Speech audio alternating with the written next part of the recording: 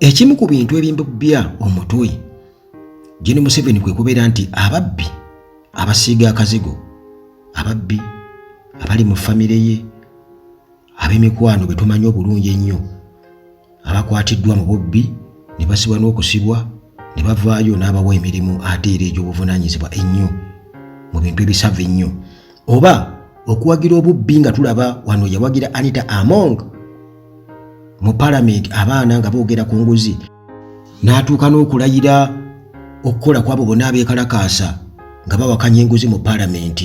Gen. Museveni oyo gwe mulaba era Anita Among n'avayo ne yeewaana butereevu nti nze nina backing ya Gen. Museveni, tewalenza kunkwatako, era naye n'akikakasa. Yatuuka n'otugamba nti ndaba ssente za gavumenti.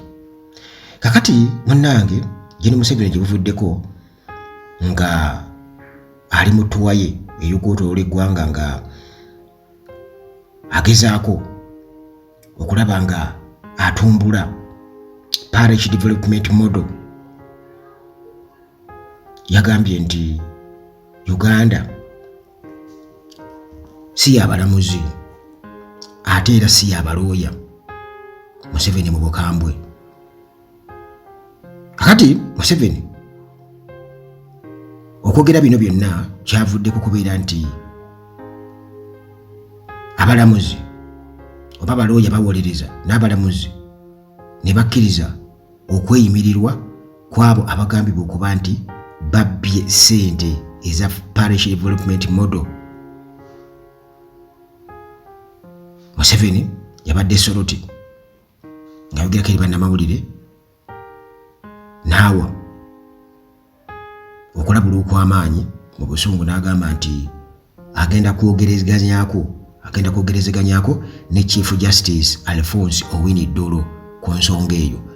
Mujjukira mu musango ogwa Ssegirinya ne Ssewanyana ogw'ebijambiya, Gen. Museveni era yakola mu nkola y'emu nga tayagala nti beeyimirirwe. Kakati okusinziira ku ssemateeka, kubanga ajjukira nti abalamuzi ne balooya babeera bataputa mateeka, era amateeka kye gagamba kye bakola. Amateeka kye gagamba kye bakola. Kati wano Museveni nga amaze okutulaga nti kati Uganda kumpi yiye, omanyi bannange njagala mumanyi ekintu kino nti bagamba nti kite ekitava ku ssengejjero kifuuka wankindo. Kitegeeza mu bukaddiwa kiba kirina okubeera nga kitungibwa, kyabika ne batunga, ne kyabika ne batunga. Kakati ne Gen. Museveni ayabise. Omuntu bw'alwa ennyo mu kintu atuuka n'ayabika, n'abeera kati nga mu myaka gye egy'obukulu aba ayagala bamuwa ekitiibwa buli wamu, era ye kyasalawo kyekyo. Kati essaawa eno Gen. Museveni alaba Uganda ng'eyiye, era kyayagala kye kiba kikola. Ayagala alagire bulagizi nti gwe Koloti, Dollo jangu, sinze yakuwa omulimu Koloti, gwe minisita. Kugamba bonna bamutya mu nkola ya Save My Job, bamutya era akimanyi bulungi nnyo nti alina kulagira bulagizi. Ate era ensobi eyo yakolebwa mu ssemateeka nti olw'okuba nti yabawa emirimu egyo yabalonda, so singa ssemateeka yajja n'abeera nti abalamuzi balina sisitimu ndala yibalonda, Museveni yeesigaliza baminisita be, then ne kibeera nti waliwo emiziziko minene ennyo nga tegimukkiriza kuba nti nno ayingira emirimu oba ayingirira emirimu gya Palamenti, ayingirira emirimu gy'essiga eddamuzi, nga waakigerezaako bw'ati ne bakiinterpretinga mu mateeka nti akikoze, kiba kitegeeza nti kisobola omukositinga. Bw'aba yakafugako ekisanja kimu kitegeeza nti tagenda kudda mu kisanja ekiddako singa etteeka limuggalirayo kubanga aba alimenye, nga yembeera yateekebwawo mu constitution oba oli atwaliwo ku bintu nga bino. Naye kakati Gen. Museveni atugamba nti agenda kwogerako ne Chief Justice okukakasa nti ensi eno Uganda si abalamuzi oba balooyazi. Kati kibuuzibwa nti yeeyo gwe nga gwe mbu waliwo ababbi mu Parish Development Model, nti abo tebalina kubeera nga babwebwa bbeiro. Naye kibuuzibwa nti ssemateeka yagamba atya?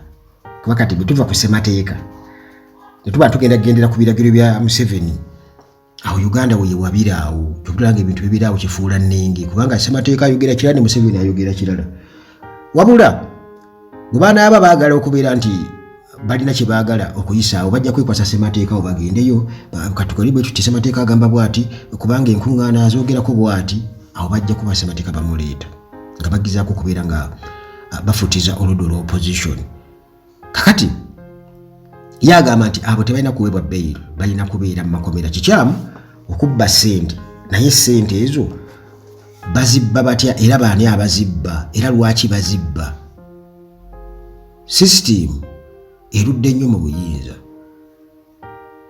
ekiviiriddeko abantu okuba nti kati bagimanyiira era bagimanya akawonvu n'akagga kati John Museveni abantu beyeesiga bamumanyi left right center bakuba bazze eno bazze eri bakuba eno so singa gavumenti yali ekyuka kiba kitegeeza system eba erina okubeera nga ekyuka tetugenda kuba nga tufuna ebizibu ng'ebyo kakati yagamba nti ne bwe baba bazizizza ssente ze babeera babbye era sitiri balina kubeera mu makomera okubba si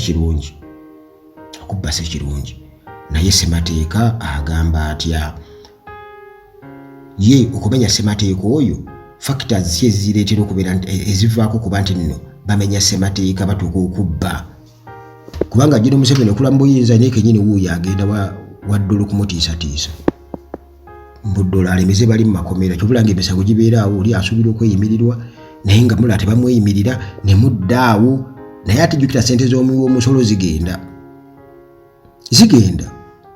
kuba eyo process yonna etwala ssente z'omuwi w'omusolo naye simply because nti waliwo omuntu eyamaamira eggwanga lino nga yitafuddeeyo ku birala byonna wabula ate na bino byennyini bye yateekao nga partnership development model nabyo byennyini byonooneka lwakubanga yalemera mu buyinza yensonga lwaki byonooneka kubanga abantu ababba ssente ezo zayogera bantu be ate era naye kennyininyini awagidde nga ababbi nga tulaba kakati munnange John Museveni nga bwe nkutegeezezza nti bino byonna mu kubyogera abyogedde mu tuwa ye gy'aliko Country World Tour nga agezaako okulaba nga atunula mu nkwasaganya y'emirimu eya Government Wealth Creation Programs omuli ne Parish Development Model. Museveni ataggwa pulaani oba vision nti buli kaseera yaba ne vision nti alina ekyo ekyamuteekebwamu ng'akozesa amagye okubeera nga mukomera mu buyinza nti ye yalina okulowooleza eggwanga era yalitegeerera mu buli kimu naye ate ye ng'omuvubuka tujjukira bulungi nnyo bwe yagira mu buyinza yali talina kaalina kugamba tetulinawoko kituyinzaga nti ono mubutuufu entrepreneur wakabi era asobola okumanaginga ssente bonna be yajja nabo tebaalina kebalina wabula bagaggawadde bali mu gavumenti kitegeeza nti nabo bye balina babifunye tebabikoleredde okuleka kyali kimu kyokka kye baakola kugenda mu nsiko ate ng'era bannayuganda bangi baafa omusaayi kwegamba ogwagenda oba gwali badde ng'omusingo ogwabwebwayi gwe musaayi gwa bannayuganda abaafa abali mu bukadde n'obukadde newankubadde nga John Museveni ebbanga lyonna lyamaze mu buyinza emyaka kumpi 40 nti ebintu bingi nnyo bimulemye essaawa eno Parish Development Model gy'alabanga ekigenda okubbulula eggwanga lino naye ate Betty Kamya ayigigi yatugamba nti Parish Development Model efumbekeddemu obubbi obutagambika efumbekeddemu obubbi nti gwewulya nabbanja ng'agiwaana oyinza okugamba makula kati John Museveni watuukira okuvaayo okubeera nga ayogera ebyo byayogera oyinza okwesanga nti abalamuzi nabo bwe bagenda okutunulamu ne balooya ng'emisango giwozeka kubanga bano be bakwata okubeera nga basiba babeera banyampi naye nga ababbi bennyini be bali ab'oku ntikko abatakwatibwako ekintu munnange ekiyinza okwewalibwa nga gavumenti evudde mu buyinza abo bonna nitubeera nitubazza eri ebbali ne tuleeta abalala nti osanga sisitimu ng'ezo ze baleesewo Parish Development Model emyoga byonna tusobola okubeera nga tubifunamu kubanga si buli kimu nti ekiriwo kiba kibi, naye nkwasaganya nti ekizibu kiri kimu. Museveni kulemera mu buyinza nti yali badde atandikawo ebintu ate n'aleka abantu abaana bajja ne bikwasaganya nabo ne bateekamu endowooza ezaabwe, naye byonna bikwasaganyizibwa famire n'ab'eŋŋanda n'emikwano abatonotono mu kagurupu kaabwe. Kakati ate abo bo tebagambibwako era tebakyuka, tebalikyuka, ate baagala okubeerawo emyaka gyonna ati Museveni aveeko, ate tuyingire mu muhoozi, ate simanya tuyingire mu biki bwe bityo. Bagezaako tukwata obujega nti efamire yokka esobola okufuga eggwanga lino, nti be bategeera bokka. Mu Uganda erimu abantu abasukka obukadde 45 nti be bokka abakola ki, abategeera, be bokka abategeera. Joseph Bobi Wine Kyagulanye yagamba ne bw'oba totegeera nga mutabani wa Museveni, bannange naffe ne tulabye.